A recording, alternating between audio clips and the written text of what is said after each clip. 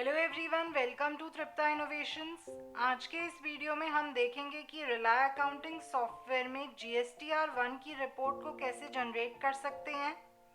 इसके लिए आपको reports, GST reports, GSTR1, GSTR1 पे एंटर करना है।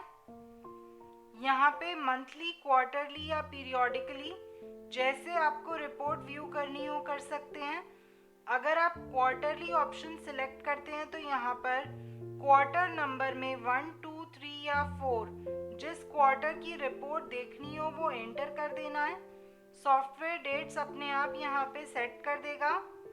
नेक्स्ट, अगर आप पीरियोडिकली ऑप्शन को सिलेक्ट करते हैं तो यहाँ पे पीरियड में जिस डेट से लेके जिस डेट तक की रिपोर्ट व्यू करनी हो वो डेट यहाँ पे एंटर कर देनी है। नेक्स्ट, अगर आपको मंथली रिपोर्ट देखनी हो तो मंथली ऑप्शन पे एंटर करके मंथ में जिस मंथ की रिपोर्ट देखनी हो वो मंथ नंबर यहाँ पे एंटर कर देना है। चेक इनवैलिड एंट्रीज, अगर आपको GSTR1 की सिर्फ इनवैलिड एंट्रीज को ही व्यू करना है तो आप इस ऑप्शन से देख सकते हैं। इनवैलिड एंट्रीज में ऐसी एंट्रीज आएंगी जिनमें GST नंबर रॉन्ग हो। नेक्स्ट, जनरेट IFF, अगर आप GSTR1 रिटर्न क्वार्टरली फाइल करते हैं लेकिन इनवॉइसेस को मंथली बेसिस पर GST के पोर्टल पर अपलोड करना हो तो इस ऑप्शन को यूज़ कर सकते हैं। Next, generate and mail GSTR1, अगर आपको GSTR1 की रिपोर्ट को जनरेट करके मेल भी करना है तो यहाँ पे एंटर करें। इसके लिए आपको सॉफ्टवेयर में ईमेल सेटिंग्स करनी रहेंगी। ईमेल सेटिंग्स कैसे करें उसके लिए वीडियो अवेलेबल है, आप उससे रेफर कर सकते हैं। नेक्स्ट, जनरेट GSTR1, अगर आपको सिर्फ GSTR1 की रिपोर्ट को जनरेट करना है तो यहाँ पर एंटर करें। एंटर कर देंगे। GSTR1 की रिपोर्ट आ गई है। रिपोर्ट को प्रिंट करने के लिए आपको यहाँ पे एस्केप की प्रेस करके प्रिंट ऑप्शन को सिलेक्ट करके एंटर कर देना है। आपकी रिपोर्ट प्रिंट हो जाएगी।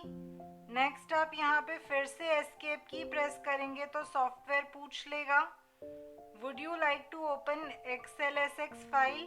अगर आपको इस रिपोर्ट को एक्सेल फाइल में व्यू करना हो तो यहाँ पर येस पे एंटर कर देना है। वांट टू ओपन, अगर सिर्फ वैलिड एंट्रीज व्यू करनी हो तो वैलिड ऑप्शन को सिलेक्ट करें। अगर सिर्फ इनवैलिड एंट्रीज व्यू करनी हो तो इनवैलिड ऑप्शन को सिलेक्ट करें। अगर आप बोथ ऑप्शन पे एंटर करते हैं तो वैलिड और इनवैलिड दोनों की सेपरेट एक्सेल फाइल ओपन हो जाएगी। हम यहाँ पे बोथ ऑप्शन पे एंटर कर रहे हैं। यहाँ पर दो शीट्स ओपन हो गई हैं, एक वैलिड एंट्रीज की और एक इनवैलिड एंट्रीज की। यहाँ आप इनवैलिड एंट्रीज की शीट में देख सकते हैं कि GST नंबर गलत है, इसलिए ये एंट्री इनवैलिड एंट्रीज की शीट में आई है। हम ये सभी एंट्रीज को करेक्ट कर सकते हैं अकाउंट मास्टर्स में वैलिड GST नंबर डाल के, तो इनवैलिड एंट्रीज नहीं आएंगी। नेक्स्ट, ये वैलिड एंट्रीज की एक्सेल शीट है। यहाँ पर B2B, इस शीट में सभी रजिस्टर्ड कस्टमर्स की एंट्रीज आएंगी। नेक्स्ट, B2CL, इस शीट में ऐसी अनरजिस्टर्ड कस्टमर्स की एंट्रीज आती हैं जो इंटरस्टेट हो और बिल वैल्यू 2.5 लाख से ज़्यादा हो। नेक्स्ट, B2CS, इस शीट में ऐसी अनरजिस्टर्ड कस्टमर्स की एंट्रीज आती हैं जो कि इंट्रास्टेट हो या तो इंटरस्टेट हो लेकिन बिल वैल्यू 2.5 लाख से कम हो। साथ में इसके सामने क्रेडिट और डेबिट नोट की एंट्रीज भी आएंगी। डेबिट नोट की वैल्यू इसमें ऐड होगी और क्रेडिट नोट की वैल्यू इसमें लेस होगी। इस शीट में स्टेट वाइज समरी आती है। नेक्स्ट, CDNR, इस शीट में सभी registered customers, SEZ exports, deemed exports की डेबिट नोट, क्रेडिट नोट और एडवांस रिफंड की एंट्रीज आती हैं। इसके लिए आपको सॉफ्टवेयर में डेबिट नोट, क्रेडिट नोट और एडवांस रिफंड की एंट्रीज को इनके रिलेटेड डॉक्यूमेंट्स के सामने एडजस्ट करना है। नेक्स्ट CDNUR, इस शीट में सभी अनरजिस्टर्ड कस्टमर्स के डेबिट नोट, क्रेडिट नोट की एंट्रीज आती हैं जिनका बिल वैल्यू 2.5 लाख से ज़्यादा हो और साथ ही अगर किसी एक्सपोर्ट के बिल के अगेंस्ट कोई क्रेडिट नोट, डेबिट नोट बनाई होगी, वो एंट्री भी इस शीट में आएगी। इसके लिए आपको सॉफ्टवेयर में डेबिट नोट, क्रेडिट नोट की एंट्रीज को इनके रिलेटेड डॉक्यूमेंट्स के सामने एडजस्ट करना है। नेक्स्ट एक्सपोर्ट्स, इस शीट में सभी एक्सपोर्ट्स विद पेमेंट और एक्सपोर्ट्स विदाउट पेमेंट की एंट्रीज आएंगी। नेक्स्ट AT, इस शीट में ऐसी एडवांस रिसिप्ट की एंट्रीज आएंगी जिसके अगेंस्ट अभी कोई इनवॉइस नहीं बना हो। नेक्स्ट ATADJ, इस शीट में ऐसी एडवांस रिसिप्ट की एंट्रीज आती हैं जिसका इनवॉइस करंट मंथ में बना हो लेकिन एडवांस रिसिप्ट की एंट्री पहले के मंथ्स में हुई हो। इस शीट में स्टेट वाइज समरी आती है। नेक्स्ट एग्जेम्प्ट, इस शीट में नील रेटेड, एग्जेम्प्टेड और नॉन GST आउटवर्ड सप्लाईज की समरी आती है। नेक्स्ट HSN, इस शीट में HSN वाइज समरी आती है जिसको आप इस तरह से वेरीफाई कर सकते हैं।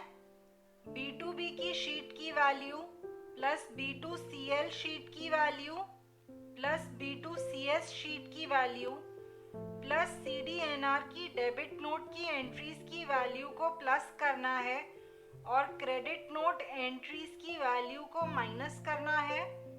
प्लस CDNUR में डेबिट नोट की एंट्रीज की वैल्यूज को प्लस करेंगे और क्रेडिट नोट की एंट्रीज की वैल्यू को माइनस करेंगे। इस एक्सेल फाइल को वेरीफाई करने के लिए आपको ये देख लेना है कि सभी शीट्स का total taxable value CGST, IGST, SGST और सेस HSN की शीट में टोटल टैक्सेबल वैल्यू के साथ टैली होना चाहिए। सेम आपको GSTR 1 की HSN समरी की टैक्सेबल वैल्यू को GSTR 3B सेक्शन 3.1 की टैक्सेबल वैल्यू से मैच करना है। अगर वैल्यूज मैच हो रही हैं तो आपकी एक्सेल फाइल करेक्ट है, आप इसे अपने कंसल्टेंट को दे सकते हैं। नेक्स्ट डॉक्स, इस शीट में वो सब डॉक्यूमेंट्स के काउंट आते हैं जो इस पीरियड के ड्यूरिंग एंट्रीज की गई हों। डेबिट नोट, इसमें सभी डेबिट नोट की एंट्रीज के काउंट आते हैं। इनवॉइसेस फॉर आउटवर्ड सप्लाई, इसमें सेल्स के इनवॉइसेस के काउंट आते हैं। Invoices for inward supply from unregistered person, इसमें अनरजिस्टर्ड परचेजेस के बिल के काउंट आते हैं। नेक्स्ट क्रेडिट नोट, इसमें सभी क्रेडिट नोट की एंट्रीज के काउंट आते हैं। Delivery challan for job work, इसमें सभी जॉब वर्क के डिलीवरी चालान के काउंट आते हैं। नेक्स्ट रिसिप्ट वाउचर, इसमें सभी एडवांस रिसिप्ट वाउचर के काउंट आते हैं। नेक्स्ट पेमेंट वाउचर, इसमें सभी एडवांस पेमेंट वाउचर के काउंट आते हैं। रिफंड वाउचर, इसमें सभी एडवांस रिफंड वाउचर के काउंट आते हैं। इस तरह से हम रिलाय में GSTR 1 रिपोर्ट को जनरेट कर सकते हैं। अगर आपको ये वीडियो हेल्पफुल लगा हो तो प्लीज़ इसे लाइक, शेयर एंड सब्सक्राइब ज़रूर करें। Thank you for watching the video.